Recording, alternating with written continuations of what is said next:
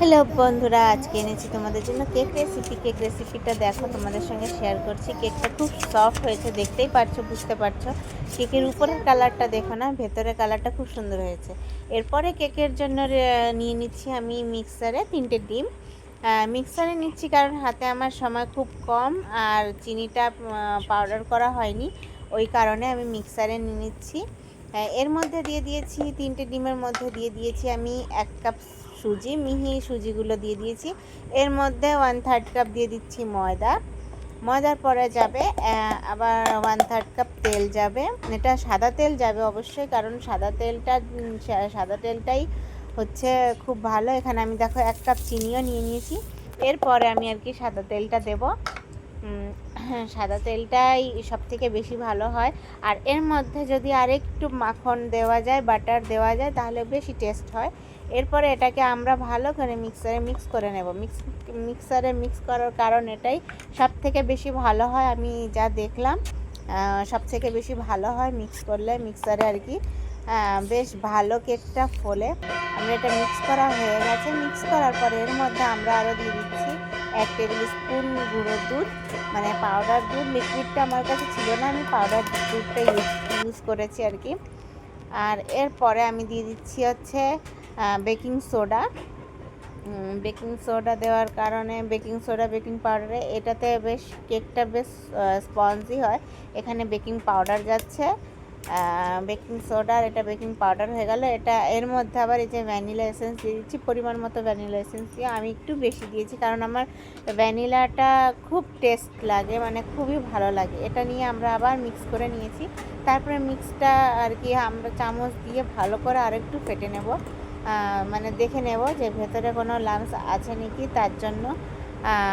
তারপরে এটা দেখতেই পাচ্ছ কেমন করে হয়েছে, কেমন করে মিক্স করতে হবে, কেমন রাখতে হবে ব্যাটারটা। এরপর আমরা 2 ভাগ করে নিয়েছি ব্যাটারটাকে, কারণ আমরা ফুড কালার ইউজ করছি এবার, পিঙ্ক ফুড কালার আর হচ্ছে ব্লু ফুড কালার।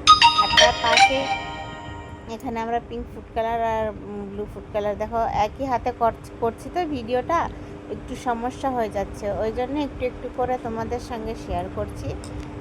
এটাকেই একটু লাইক করো, সাপোর্ট করো, এটাই আশা করি। দেখো বন্ধুরা, কালারটা কি সুন্দর হয়েছে না, পিঙ্ক কালারটা। এর মধ্যে আমরা ব্লু কালারটা দিয়ে নেব। তারপরে আমরা ভালো করে এটাকে মিক্স করে নেব, মানে কালারের কাজটা আগে সেরে নিচ্ছি, তারপরে মিক্স করব। এখানে আমি প্যানটা রেডি করে নিয়েছি, নর্মাল পেপার দিয়েছি ওর উপরে আর কি, সাদা তেল দিয়েই সাইড দিয়ে পুরো ঘিরে নিয়েছি। এরপরে দেখো বন্ধুরা, আমরা এটা কিভাবে দেবো, একটু একটু করে এক এক কালার দিয়ে দিয়ে এটাকে আমরা ডিজাইন করব। দেখতেই থাকো বন্ধুরা, দেখতে পাবে, দেখতে থাকো। এই দেখো পিঙ্ক কালারটা আগে দিয়েছি। আর এবার সত্যি খুব তাড়া ছিল, তার মধ্যে ভিডিওটা করেছি। আর একা হাতে ভিডিও করা সত্যিই খুব কষ্টের, হয়ে ওঠে না, খুব কষ্ট হয়ে যায়। কোনো কোনো মানে সিন তো মানে বাদই থেকে যায়, মানে কোনো কোনো জিনিস দেখানোই হয় না। তারপরে আমরা এখানে একটা ছোটো একটা কাঠি নিয়ে এখানে ডিজাইন করার চেষ্টা করছি বন্ধুরা।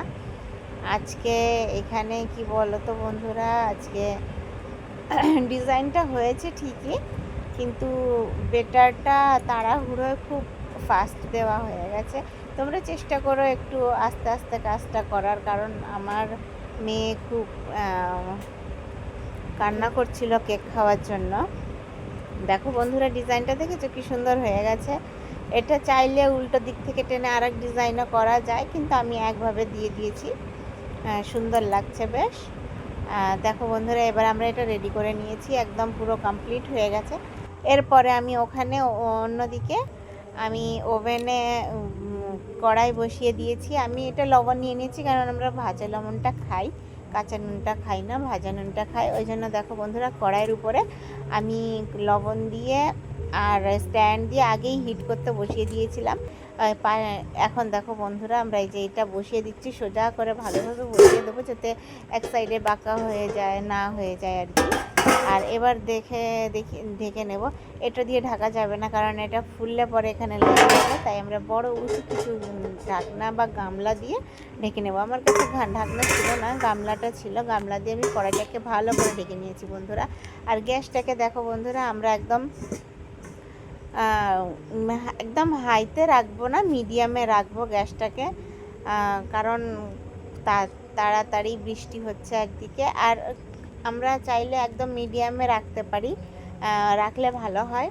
মিডিয়ামে 45 মিনিটের জন্য আমরা মিডিয়াম আঁচে ছেড়ে দেবো কেকটাকে। দেখো বন্ধুরা, 45 মিনিট পরে আমরা ফিরে এসেছি। দেখো তো কেমন স্পঞ্জি লাগছে না উপর থেকে দেখতেই। হাতের কাছে কিছু ছিল না, আমি খুন্তিটা দিয়েই চেষ্টা করেছি। দেখো বন্ধুরা, একদম শুকনো, বাইরে মানে একদম কাঁচা নেই, ভেতরটা একদম খুব সুন্দর হয়েছে। কালারটা একটু হয়ে গেছে, উপরের কালারটা একটু লালচে লালচে হয়ে গেছে, কিন্তু বন্ধুরা আমি কেটে দেখাবো তোমাদেরকে কেমন হয়েছে। অবশ্যই একটু কমেন্ট করে দেবে প্লিজ বন্ধুরা।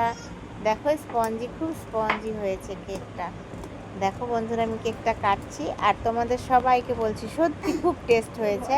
তোমরাও বাড়িতে একটু ট্রাই করে দেখো, আর অবশ্যই একটু কমেন্ট করো কেমন করেছো তোমরা, মানে কেকটা বানিয়েছো কেমন, আর আমাকে অবশ্যই একটু কমেন্ট করবে কিন্তু বন্ধুরা। দেখো বন্ধুরা, ভেতরের কালারটা তোমরা এখন দেখতে পাবে। এই দেখো বন্ধুরা, ভেতরের কালারটা, ডিজাইনটা তোমরা বুঝতে পারছো। এই দেখো কি সুন্দর হয়েছে, একদম স্পঞ্জি হয়েছে। আমার মেয়ে তো বলছে কি খেয়ে মা